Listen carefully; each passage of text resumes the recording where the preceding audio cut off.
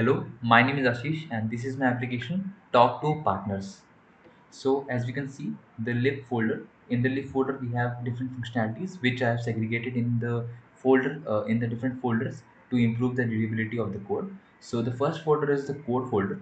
In this code folder we have all the things that we are going to repeatedly use in the application, such as theme and widgets. So in in the app colors we are having all the colors that we'll be using in this application. This is a good practice because you do not want to again and again write the colors that you are using. Instead you can just declare them once and you can use them throughout the application. The next is the app thing. It contains all the logic of our application, such as what will be the style of the elevated button theme, app bar theme, etc, etc. Then we also have a widgets. So this is basically the widget that we are going to use repeatedly in the application. So instead of writing it again and again, we can just make it widget which we can use in the application again and again. So this is all the things that the code folder has. Next we have the models. So in the models we have the user model. So in the user model we have the UID, which is Firebase UID. Then we have the email address of the user which he has used to log in into our application, and then we have the display name. So this is basically the class of user model. Then we have message model. So in the message model we have the chat ID, then the sender ID, the person who is sending the message, and then the receiver ID, the person who is going to receive this message, and also and the message itself. So the text, so text is here, and also the timestamp which we'll be using to show the to show the time that the message has been sent. So this is all the things that the model has. So now we have the providers. So as you know that we for this application we are using Riverpod state management solution. So first we have the admin provider. So in the admin provider we have chat services provider. So this is basically a provider of a chat services. So chat services is present in this services folder. So we'll be using this chat services, and if we declare it as we have declared it globally, we can use the chat service provider anywhere in this application. And if we just do ref.watch chat services provider, we can basically get access to the chat services instance. Also we have chat admin chat room provider, and this is all the logic that we have that is present. Now the auth provider. So in the auth provider we are basically interacting with the auth services. So in the auth services we already have the logic of interacting with the Firebase. So in this we'll be just interacting with the auth services.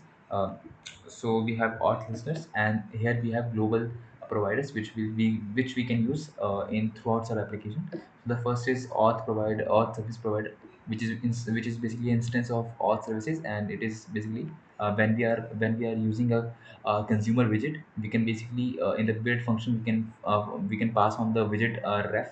So using this widget ref, we can just do something like ref.read auth service provider, or ref.watch auth service provider. And we also have a state notifier provider, which is auth state provider. We also have user info provider, which is basically getting the information of the user from the shared preference. So whenever a user logins into application, his login credentials like username, email address, user ID is getting stored in our shared preference, which is a local which is basically like a local storage in which we store the information in a pair of key values pairs. So it is persistent throughout that application, which we'll be using in to basically determine if the user is admin or a normal user, etc, etc. Now we have auth listeners. So in the auth listeners we have different functions. First is the checking the auth status. If the user is null, we can basically just populate the data with the user model, and if it is not, then we can just pass on the null value. We also have sign in with the email and password, sign up with the email and password, and also the sign out button, which we can use to sign up from our application. Next we have the chat provider. So in the just like the previous two providers, we also have some global providers which we can use in our application. We also have chat notifier, in which we have different functions like the send a message function, which we can basically use to send the message, and we can interact with the chat services. Now we have all the screens which we will later visit. Now this is the services. So here you can see the auth services. So the at the first we have basically created an instance of the Firebase auth, which we can use to interact with the authentication of the Firebase. So the first is the sign in with the email and password. Here we are getting the email and the password that is entered by the user.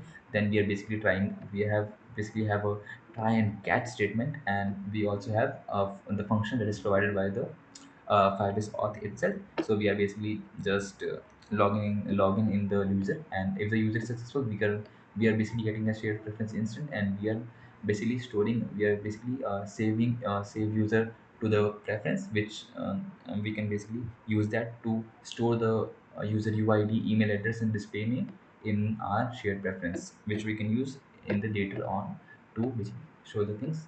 Same is the sign up with email password, save user preference, and also the sign up function.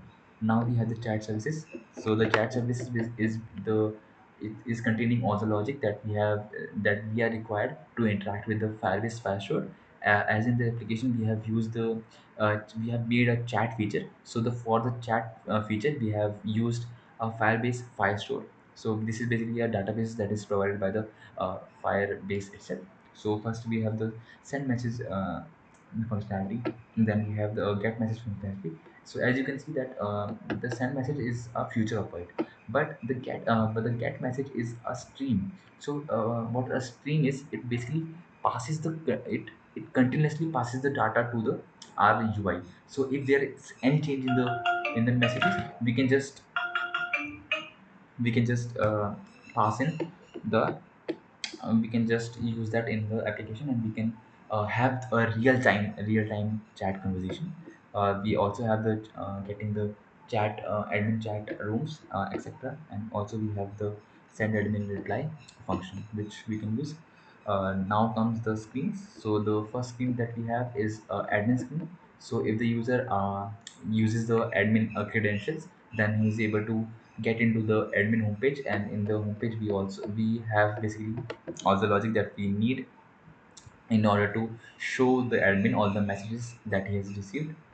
This is the chat screen. So whenever the admin basically taps on any of the conversation that he wants to basically see, he can just tap on, and he will be navigated to this admin chat screen. So here we have all the logic of showing the showing the chat of the user and the admin. Uh, Next to the chat screen, this chat screen is for the normal user. He's interacting with the admin. So this is containing all the logic. When he sends a message, the message is basically sending to the admin, and which the admin can see in his own panel. Next is the home screen. So whenever a normal user basically logins with the email and password, he is redirected to the home screen. And so he's redirected to the home screen, in which he can basically see there is a chat feature called picture, and also he can start a chat. As you can see, this that this my course, it is not, it is coming soon, it is showing a coming soon dialog because it is not functional. But as you can see that the action card of chat, it is redirecting to the chat screen. And also we have the login screen. So the login screen, so the login logic and the sign up logic is present in the single screen. It's in the single screen. I have added some animation. That is why I'm using some animation. Okay, so we are using a form key because whenever the user is basically pressing the login functionality, we need to validate some things. Like if the format of the email address is correct, so we can basically use a global key. So what a global key is, basically it uniquely identifies a thing. So whenever we are making a text form field, so when pressing so we want to basically access the state of one widget in some other widget. So whenever the user basically presses the login button, he wants to access the state of the text form field, and to access the state of one widget from another widget, we have to use some kind of a key or a unique identifier. So this is basically a global key on form state. So it is containing all the logic, and it is basically interacting with our auth provider for state management, and it is containing all the logic. In the main.bat file, we have a logic. In the first, we have basically initialized the Flutter Firebase. Then we have our enums, which is basically the auth status, none user in admin. And now we have the my app, which is basically wrapping the consumer widget. So usually you see a stateless widget, but like we are using the river pod for this application, we are getting a consumer widget. So it is basically getting to all the, it is containing all the logic that is required for the user to redirect. So if it is checking for the auth status, and if the auth status is admin, then it is redirecting the user to the admin homepage. And if it is basically a normal user, it is redirecting to the uh, home screen. So it is basically all the logic is present here, like checking the auth status. So it is, if it is admin, the admin is here, and if it is admin, then we are returning the auth status admin, and this auth status admin is used here. So this is basically slash it is basically a loading screen, as you can see. So this was the whole application. Thank you.